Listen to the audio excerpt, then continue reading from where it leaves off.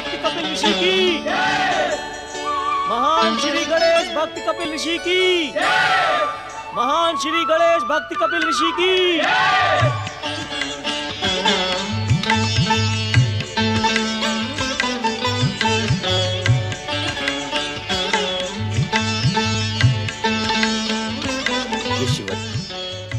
आपके चरण पड़ जाने से हमारी राजसभा पवित्र हो गई है।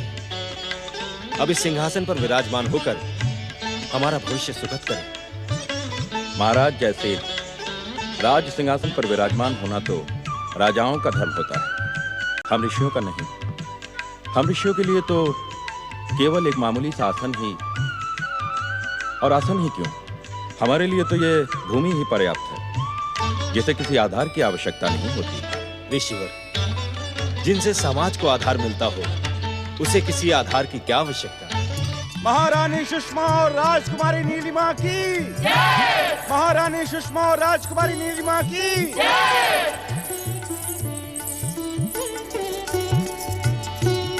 महारानी सुषमा, हम भाग्यशाली हैं कि परम गणेश भक्त और चमत्कारी शक्तियों से संपन्न ऋषि कपिल हमारे आमंत्रण का सम्मान करते हुए आज हमारी राजसभा में पधारे हैं। आप सत्य कह रहे हैं महाराज। यदि आपका विशेष आग्रह न होता तो। ऋषिवर, हम जानते हैं कि आप आश्रम से बाहर नहीं जाते और आपको अपनी प्रशंसा और जय जयकार प्रिय नहीं है। हमारे बारे में सब कुछ जानते हुए भी आपने हमारे लिए राजसीय स्वागत का आयोजन क्यों किया? क्योंकि इस समय आप एक ऋषि के साथ साथ अतिथि के रूप में यहाँ पधारे हैं, और अतिथि तो देवता के समान आदरणीय, पूजनीय और स्वागत सम्मान का अधिकारी होता है। तुम धन्य हो देवी, तुम्हारा ज्ञान प्रशंसा के योग्य है। आजकल हमारे समाज को तुम्हारी जैसी ही विदुषी नारियों की आवश्यकता है।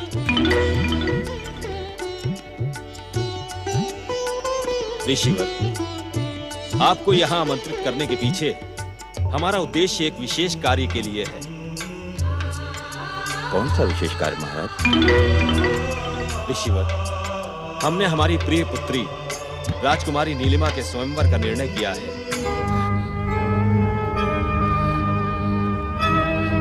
हम आपसे प्रार्थना करते हैं कि आप इन्हें योग्य और उत्तम वर पाने के लिए आशीर्वाद दें। मंगल मूर्ति विघ्नहर्ता श्री गणेश की पावन कृपा से आपका भविष्य सुखमय और शांतिपूर्ण हो राजकुमारी नीलिमा। महाराज जयसेन, आप अपने हर कार्य में सफल हों, आपकी हर इच्छा पूर्ण हो, आप सबका कल्याण हो। महान श्री गणेश भक्त कपिल ऋषि की, महान श्री गणेश भक्त कपिल ऋषि की, महान श्री गणेश भक्त कपिल ऋषि की। ओम गं गणपतये नमः। ओम गं गणपतये नमः। ओम गं गणपतये नमः। राजकुमारी जी, आपको तो वन मार्ग पर चलने का बिल्कुल अभ्यास नहीं है, और आपने रथ भी कितना पीछे छोड़ दिया।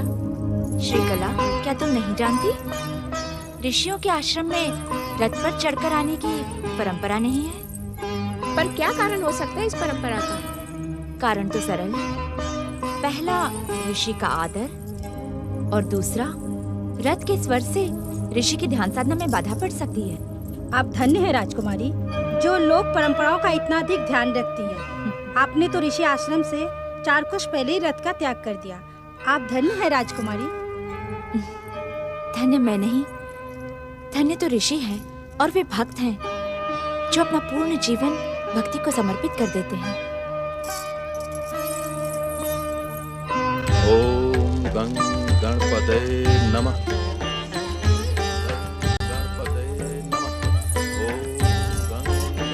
आप सब यहीं ठहरे। जो आज्ञा राजकुमारी जी। गणपतये नमः। ओम गं गणपतये नमः। ओम गं गणपतये नमः। ओम गं गणपतये नमः। ओम गं गणपतये नमः। ओम गं गणपतये नमः। ओम गं गणपतये नमः। ओम गं गणपतये नमः। ओम गं गणपतये नमः। ओम गं गणपतये नमः। ओम गं गणपतये नमः। ओम गं गणपतये नमः। ओम गं गणपतये नमः। ओम गं गणपते नमः। ओम गं गणपते नमः। ओम गं गणपते नमः। महाराज जयसेन की पुत्री राजकुमारी नीलिमा, आप यहाँ? ऋषिवर, मैं आपके चरणों में एक विनम्र प्रार्थना लेकर आई हूँ। कैसी प्रार्थना राजकुमारी? क्या आपके पिता महाराज जयसेन भी आपके साथ पधारे हैं, अथवा आप अपनी माता के साथ आई हैं? नहीं ऋषिवर, मेरी प्रार्थना से मेरे माता पिता का कोई संबंध नहीं है, इसीलिए मैं उन्हें बिना बताए यहाँ आई हूँ। मुझे विश्वास है कि आप मेरी प्रार्थना अवश्य स्वीकार करेंगे। आपको अपने माता पिता की आज्ञा के बिना कहीं भी आना जाना नहीं चाहिए। आपका ये कार्य राज परंपरा के अनुकूल नहीं है राजकुमारी। मैं जिस उद्देश्य से यहाँ आई हूँ, उसके लिए माता पिता की आज्ञा प्राप्त करना कठिन था। जब आप मेरी प्रार्थना सुनेंगे तो सारी बातें आपकी समझ में आ जाएंगी। कुछ तो आपकी बात मेरी समझ में आ रही है राजकुमारी, पर आपके आने से मेरी ध्यान आराधना का संकल्प खंडित हुआ है। आपको अपनी बात कहने के लिए मेरे संकल्प के पूर्ण होने तक प्रतीक्षा करनी होगी। यदि आप अपने माता पिता की आज्ञा लेकर आई होती तो आपको यह कष्ट नहीं सहना होता। ओम गं गणपते नमः। ओम गं गणपते नमः। राजकुमारी ने हमें किस धर्म संकट में डाल दिया, समझ में नहीं आता कि महाराज से क्या कहूँ। पर इस बात को छुपाया भी तो नहीं जा सकता, महाराज को तो बताना ही होगा। कंचुकी, कंचुकी, तुम कहाँ हो? आज्ञा महारानी जी। महाराज कहाँ हैं? हम उनसे इसी समय मिलना चाहते हैं। महारानी की जय हो, महाराज पधार रहे हैं।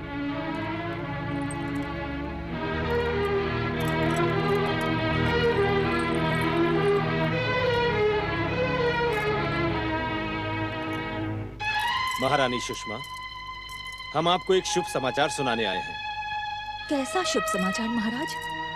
हमने सोचा भी न था कि इतने बड़े बड़े राजा, महाराजा और सम्राट राजकुमारी नीलिमा के स्वयंवर में आने की स्वीकृति देंगे। हमारी नीलिमा बड़ी भाग्यवती है। उसके स्वयंवर में एक से एक उत्तम राजपुरुष उपस्थित होंगे। मुझे पूरा विश्वास है कि कपिल ऋषि के आशीर्वाद से नीलिमा सर्वश्रेष्ठ वर का चुनाव कर पाएंगे।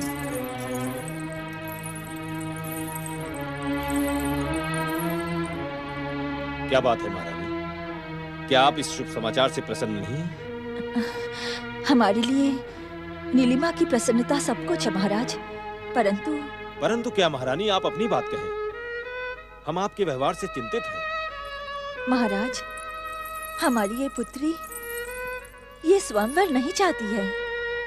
ये आप क्या कह रही हैं? नीलिमा के इस विचार का कारण क्या है? उसने अपने भावी वर का चुनाव कर लिया है। ये कैसी विचित्र बात कर रही हैं आप?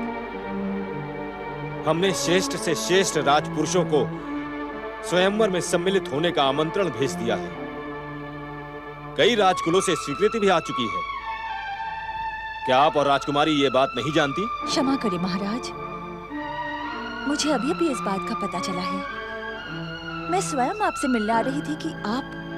राजकुमारी नीलिमा को इस स्वयंवर से ही अपना वर चुनना होगा। वो हमारी राज प्रतिष्ठा के साथ खिलवाड़ नहीं कर सकती। कहाँ है राजकुमारी नीलिमा? कपिल ऋषि के आश्रम में। क्या आपकी आज्ञा लेकर वहां गई हैं? नहीं महाराज। ये अनुचित प्रार्थना हम कैसे स्वीकार कर सकते हैं राजकुमारी? हमारे आश्रम में आने से पूर्व आपको इस विषय में कई बार सोचना चाहिए था। ये प्रस्ताव रखकर आपने हमारे ऋषि धर्म को ठेस पहुंचाई है। हमारी भक्ति को ठुकराया है आपने। क्षमा करें ऋषिवर, ये आप नहीं, आपका मिथ्या अभिमान बोल रहा है। इस आरोप का कारण? कारण तो आप जानते ही हैं ऋषिवर। वैदिक काल से लेकर आज तक अनेक ऋषियों ने साधारण और राजकुल की नारियों के साथ विवाह करके क्या गृहस्थ धर्म का पालन नहीं किया? ऋषि श्रेष्ठ महाराज जनक, महर्षि विश्वामित्र, आदर्श समस्त सप्तऋषियों ने भी जनता के सामने मर्यादा पूर्वक गृहस्थ जीवन का पालन किया और महान संतानों को जन्म दिया है। देवी, जिस बीते हुए इतिहास का आप उल्लेख कर रही हैं वो सत्य है, परंतु ये कोई आवश्यक तो नहीं कि जो कार्य उन महान ऋषियों ने किया है वही कार्य मैं भी करूं। मैं आपकी भावनाओं को ठेस नहीं पहुंचाना चाहता। मेरे प्रस्ताव को ठुकराकर जो ठेस आपने मुझे पहुंचाई है उसका तो अनुमान भी आप नहीं लगा सकते। आपके कारण मेरा प्रेम से भरा हृदय, मेरी भावना वेदना की ज्वाला में भस्म होती जा रही है। स्वयं को संभालो देवी। यही कामना लेकर तो मैं आपके पास आई थी कि आप मुझे और मेरे भविष्य को संभाल लेंगे, मेरी प्रेम भरी विनती को स्वीकार करेंगे, मेरे जीवन को आधार देंगे। परंतु आपने कठोरता से मेरी विनती को। क्षमा करें देवी, मैं आपके प्रस्ताव और आपकी भावना को स्वीकार नहीं कर सकता। मैं अपने ऋषि धर्म और अपने संकल्प के कारण विवश हूं। मेरी विवशता को समझते हुए आप अपने राजमहल वापस लौट जाएं।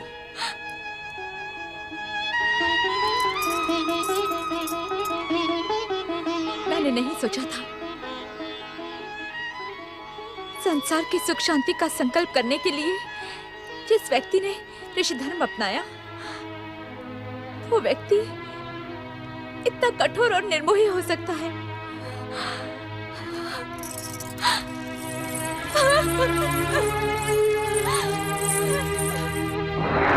नारायण नारायण।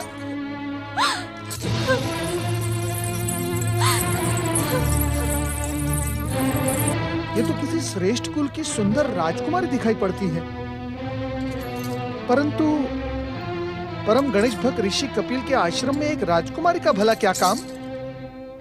नारायण नारायण। श्री गणेश ने धर्म संकट का जो संकेत दिया था कहीं उसका प्रारंभ तो नहीं हो गया? ओम गणेशाय नमः। नारायण नारायण। देव ऋषि नारद, आप ब्रह्मा जी के मानस पुत्र ने अनायास से आकर मेरे आश्रम को पावन कर दिया है। मैं तो सपने में भी नहीं सोच सकता था कि आप जैसे महापुरुष के और भगवान नारायण के अवतार के दर्शन मैं इस जन्म में कर पाऊंगा। बड़े बड़े ऋषि मुनि भी कठोर तपस्या के बाद जिस सौभाग्य को प्राप्त नहीं कर पाते वो आपने मुझे अपनी इच्छा के अनुसार प्रदान किया है। धन्य हुआ मैं और धन्य हुआ मेरा यह आश्रम। नारायण नारायण। ऋषिवर, मैं भी आपके समान श्री गणेश भक्त हूँ, परंतु गौरी पुत्र श्री गणेश ने जब मुझे इस बात का संकेत दिया कि आप किसी धर्म संकट में घिरने वाले हैं तो मैं आपको सावधान करने से स्वयं को रोक न सका। आपने मंगल मूर्ति श्री गणेश के साक्षात दर्शन किए हैं देवर्षि। धन्य है आप। मैं तो उनके दर्शन पाने के। आपकी भक्ति में अमोघ शक्ति है ऋषिवर। मैं विश्वास के साथ कह सकता हूँ कि विघ्नहर्ता श्री गणेश आपको दर्शन अवश्य देंगे। आपने जिस धर्म संकट की चर्चा की है देवर्षि वो मुझ पर आ पड़ा है। पता नहीं ये संकट मुझे किस परिणाम तक पहुंचाएगा। नारायण नारायण।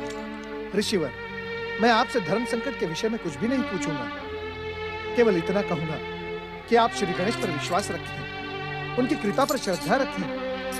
ये धर्म संकट आपका कुछ भी नहीं बिगाड़ पाएगा। देवर्षि, मुझे अपने से अधिक चिंता महाराज जयसेन की है।